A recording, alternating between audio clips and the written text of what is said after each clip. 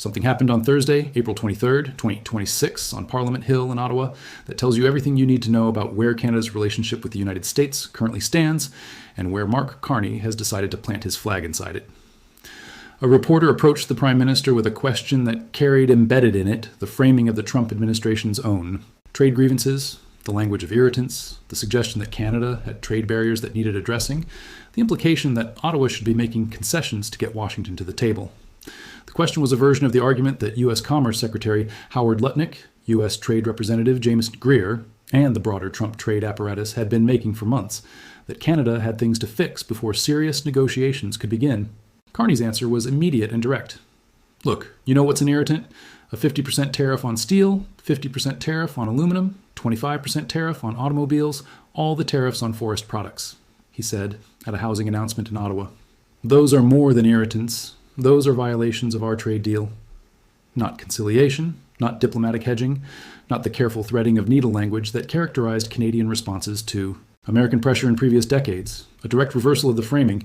Your complaints about provincial alcohol policies are irritants. Our complaints about tariffs that violate the agreement we both signed are violations. That distinction matters, because the entire Trump trade strategy toward Canada has been built on an asymmetry. American grievances framed as existential. Canadian grievances framed as subordinate. Carney spent 30 seconds on Parliament Hill dismantling that asymmetry and making his country's position explicit in language that no analyst needed to decode. To understand why that moment lands the way it does, and why it represents something genuinely new in Canadian political leadership, rather than just a punchy soundbite, you have to understand everything that came before it, beginning with who Mark Carney is, how he came to lead Canada, why his country has been in this confrontation with the United States in the first place, and what he's been building towards since the day he took office. Mark Carney is not a career politician. He is one of the most accomplished central bankers in modern economic history. He served as governor of the Bank of Canada from 2008 to 2013, the period covering the global financial crisis, and then made history by becoming the first non-British person appointed governor of the Bank of England, a position he held from 2013 to 2020. He navigated the United Kingdom through the Brexit economic turbulence. Before central banking, he spent 13 years at Goldman Sachs. He has a doctorate in economics from Oxford. He is the kind of figure who, when he speaks about trade deficits, interest rates, supply chain vulnerabilities, and the structural architecture of the international trading system, is not reading from a briefing note. He wrote the briefing note, or could have. This background matters because it makes Carney's pushback on Trump's trade agenda qualitatively different from most political counterarguments. When Trump's team frames tariffs as leverage, Carney understands leverage when they frame supply chain dependencies as vulnerability. Carney has spent his career modeling exactly those vulnerabilities. When they characterize the Canada-U.S. economic relationship as one-sided American generosity, Carney can, and does, respond with the specific mechanisms of how integrated supply chains actually function, and who loses what when you break them with 50% tariffs. The confrontation between Canada and the United States did not begin with Carney. It began with Trump's return to the White House in January 2025, and his immediate assertion that Canada could become the 51st state of the United States. A comment delivered initially with the rhetorical ambiguity Trump favors, but repeated so consistently and specifically that it graduated from provocation to declared position. Trump referred to Justin Trudeau, then still Canada's Prime Minister, as Governor Trudeau rather than Prime Minister, a designation that carried a specific meaning in the context of the annexation rhetoric. Trudeau responded with a certain degree of outrage but limited practical effect. His government was already in political freefall. His approval ratings had collapsed. A general election was approaching that most analysts expected the Liberals to lose decisively to the Conservatives under Pierre Poilievre. Then two things happened simultaneously that nobody had fully predicted. Trudeau resigned in March 2025, and the Liberal Party, needing a leader who could credibly counter Trump's economic pressure, turned to Carney, a figure whose entire reputation rested on navigating exactly the kind of global financial turbulence that Trump's tariff war was creating. Carney won the Liberal leadership and called a general election. Carney's swift ascent, which represented a remarkable rebound for the then flailing Liberals, was partly credited to Trump and the perception by many Canadians that Carney was the best person to counter him. The Conservative Party's Pierre Poilievre, who had been widely predicted to win a majority government, suddenly found himself fighting against a different opponent on different terrain. The question was no longer about domestic Liberal unpopularity. The question was about who was better equipped to defend Canadian sovereignty against American economic pressure. Carney won that argument convincingly enough to form government. But the moment that elevated Carney from Canadian political figure to genuinely global voice came before the election. On January 20th, 2026, he delivered a speech at the World Economic Forum in Davos, Switzerland, that was immediately compared to Winston Churchill's Iron Curtain speech in its clarity of analysis and its willingness to name a reality that the diplomatic world had been circling without directly stating. Carney began his speech in French, saying that there was a rupture in the world order, the end of a nice story and the beginning of a brutal reality where geopolitics among the great powers is not subject to any constraints, but pledge that other countries, particularly middle powers like Canada, are not powerless. They have the capacity to build a new order that embodies our values like respect for human rights, sustainable development, solidarity, sovereignty, and territorial integrity of states. The speech never mentioned Donald Trump by name. It did not need to. Carney stated that great powers have begun using economic integration as weapons, tariffs as leverage, financial infrastructure as coercion, and supply chains as vulnerabilities to be exploited. You cannot live within the lie of mutual benefit through integration when integration becomes the source of your subordination.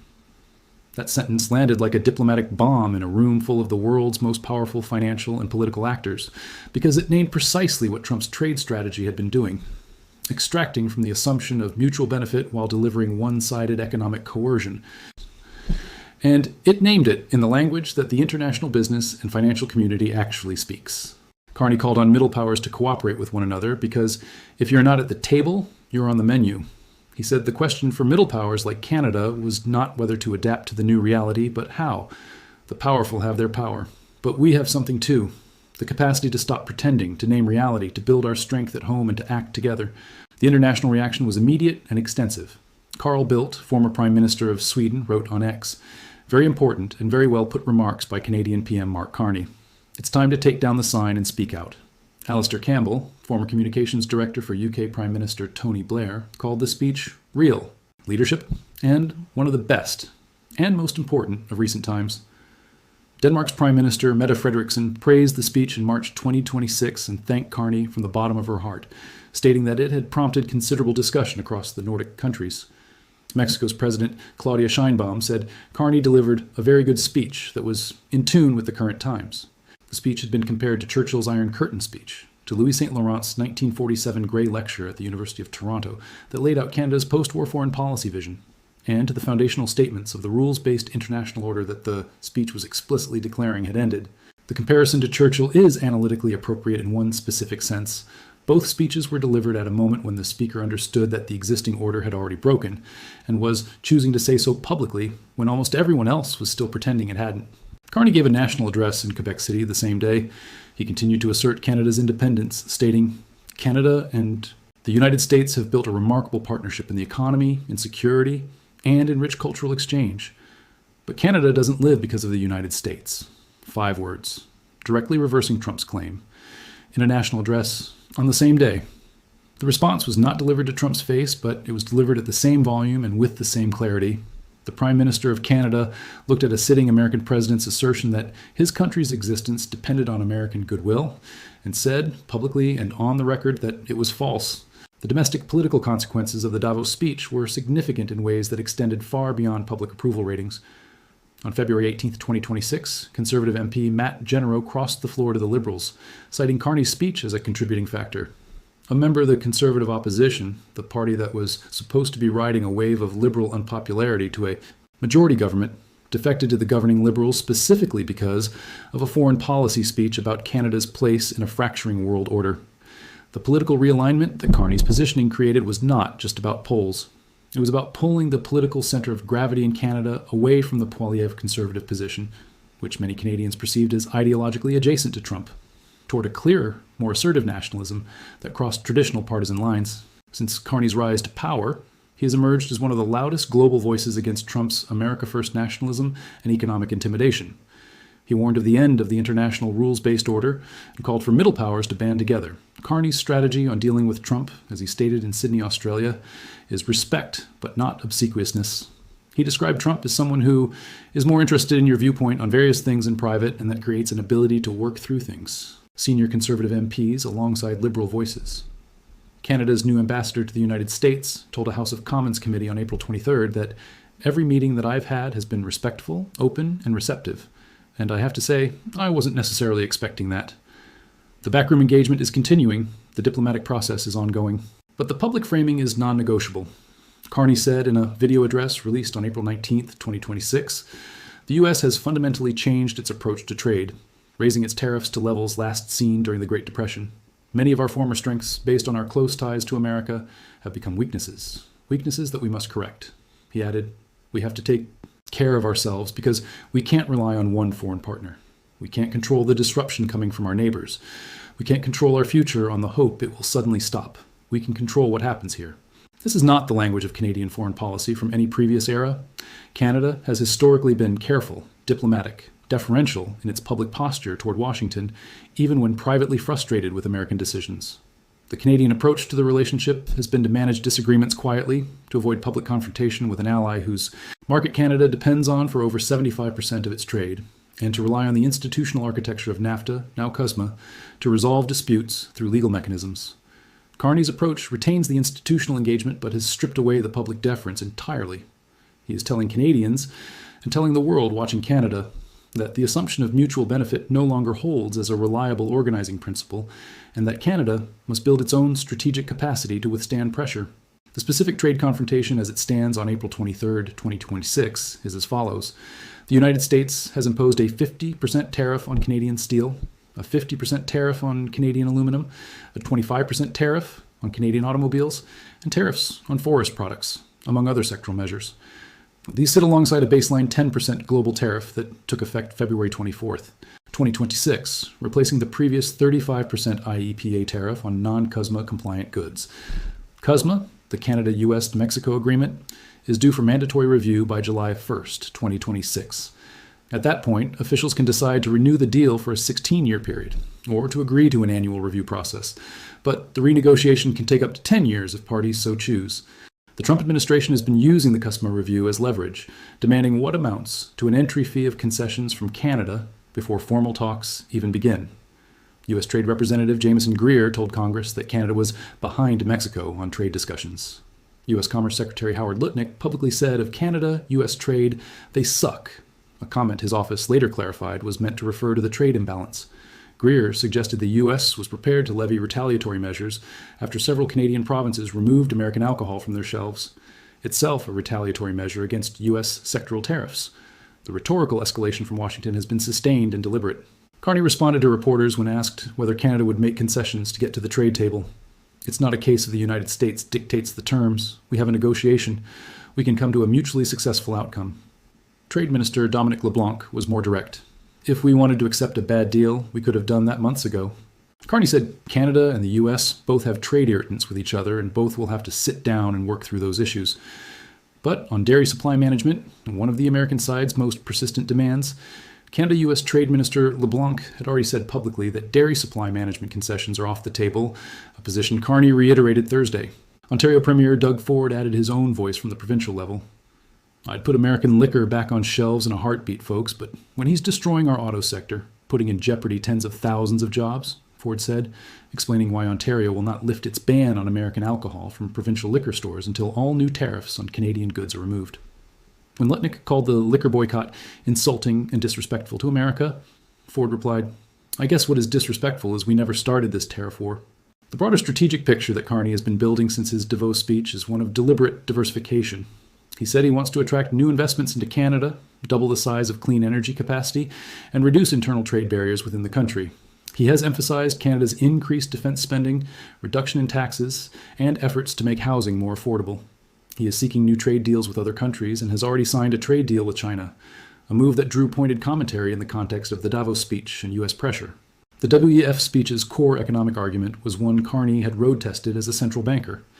Risk management requires diversification, and a Canada that depends on a single trading partner for 75% of its exports has concentrated a risk that its sovereignty cannot afford. Risk management comes at a price, but that cost of strategic autonomy, of sovereignty, can also be shared. Collective investments in resilience are cheaper than everyone building their own fortresses. That argument translates directly into policy in 2026. Canada signing trade deals with Europe through CETA, expanding ties with Indo-Pacific partners, and using the CUSMA renegotiation, not as a moment of capitulation, but as a moment of repositioning.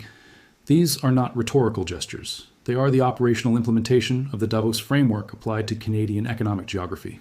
Carney secured a majority government following special election wins and a series of historic floor crossings, bringing the Liberal Party to 173 seats in the House of Commons, just one above the threshold needed for a majority.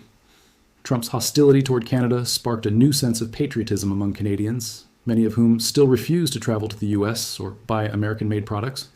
Carney has both benefited from and fostered this newfound sense of unity. At the Liberal Party convention, he alluded to Trump's threats. United, we will build Canada strong, a Canada for all, a Canada strong that no one can ever take away. The political durability of Carney's position, the reason his majority government is now structured to weather multi-year trade pressure rather than collapse under it, rests on something that the Trump administration clearly did not calculate accurately when it began the tariff escalation. It assumed that Canadian political culture, with its historical tendency toward accommodation with Washington, would produce a political leader who would find a way to manage the confrontation downward rather than upward. It got instead a former Goldman Sachs partner and double central bank governor who understood the specific mechanics of economic coercion better than most of the people administering it, who inherited a country that was already furious about the 51st state rhetoric, and who chose to channel that fury into a coherent strategic posture rather than dissipate it in diplomatic pleasantries. The journalist on Parliament Hill on April 23rd asked a question framed in the language of the Trump trade team's own grievances: the irritants, the concessions, the Canadian barriers. Carney took the framing apart in 2 sentences and handed the journalist back a different set of facts: 50% steel tariff, 50% aluminum tariff, 25% auto tariff, violations of the trade deal, not irritants. That is what pushing back actually sounds like from a head of government who has the economic literacy to know what he is talking about, the political mandate to sustain the position, the majority government to prevent domestic political collapse, and the intellectual framework, built at Davos and refined in every press conference since, to explain to anyone asking why the old assumptions no longer apply and what Canada intends to do instead. We have to take care of ourselves because we can't rely on one foreign partner, Carney said. We can control what happens here.